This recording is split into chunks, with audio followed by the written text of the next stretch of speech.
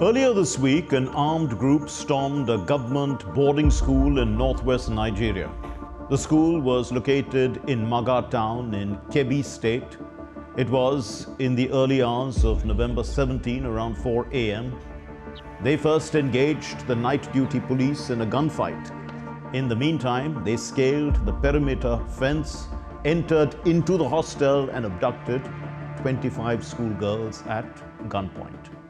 The school's vice principal, Hassan Yakubu Makuku, was shot dead while resisting them. Another staff member, who was probably the security guard, was wounded with a gunshot. He later died in hospital. Police described the attackers as bandits who were heavily armed and coordinated. This incident was not random. It is part of a growing crisis across northern Nigeria, where kidnappings of school children by armed gangs have become common. But why are schoolgirls targeted? And what lies at the root of this violence?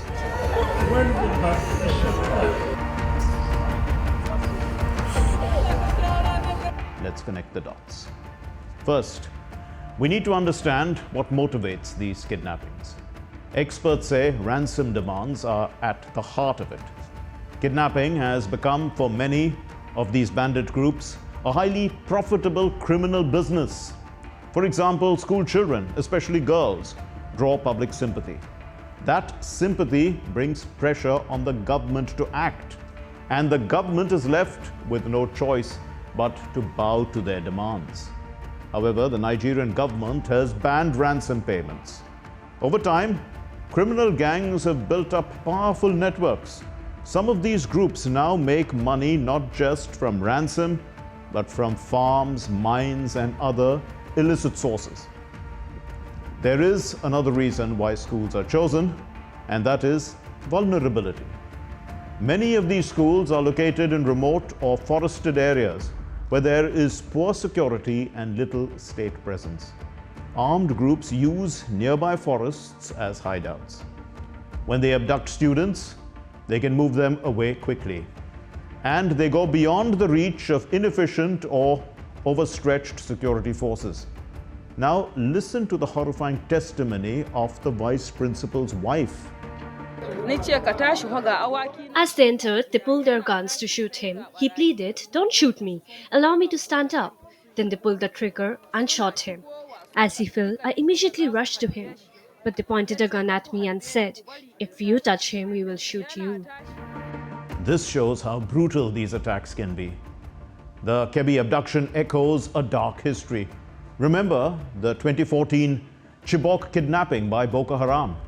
Over 270 girls were kidnapped from their school. While many escaped or were released, some never returned. But there is a shift. Unlike Boko Haram's ideological campaign, many of today's kidnappings are driven by money, not religion. These armed groups, often locally called bandits, started with cattle theft or raids, but over the years, they evolved into full-blown kidnapping syndicates. As news of the Kebbi kidnapping spread, parents waited anxiously. Some had already lost hope. Others held on, desperate. Thankfully, 2 of the abducted girls did escape. They ran into nearby farmland and made it out, but most remain missing. The state government, however, responded. Security forces, military units, and local vigilantes were deployed to comb forests and suspected hideouts. The unfortunate thing has already happened. They have abducted our children. We give them our words that we'll do everything possible to ensure that their children are being rescued. Experts say the root causes of the problem run deep. First, there is poverty and unemployment. In northwest Nigeria, many young people see no hope. Jobs are scarce, education is limited. For some, joining criminal groups seems to be the only or one of the few available paths. Analysts say 63% of Nigerians in some of these regions live in multi-dimensional poverty. When banditry becomes more profitable than farming or legal work, crime wins out. Then there is weak governance and corruption. Many of these remote communities feel abandoned. Security forces are overstretched. Intelligence is often poor, and responses to attacks are slow. Reports show that some governments have even offered amnesty deals or other incentives to repentant bandits, which underlines long-term justice. The geography of ungoverned areas is also an important factor. Dense forests, poor infrastructure, and scattered rural settlements make controlling territory difficult. Armed groups exploit this, using forests as hideouts and staging ground for attacks.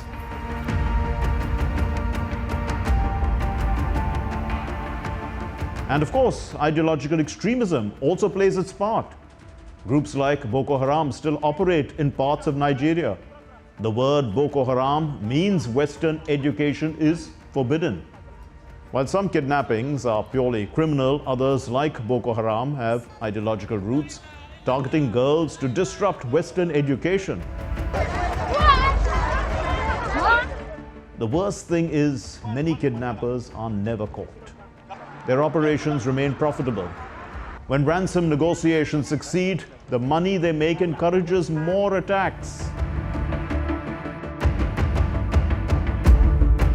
The impact is heavy.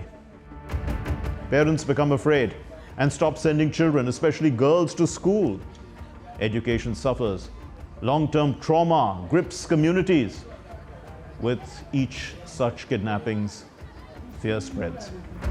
Even schools don't seem to be safe anymore. The abduction of 25 schoolgirls in Kebbi State is a stark reminder of a much larger crisis.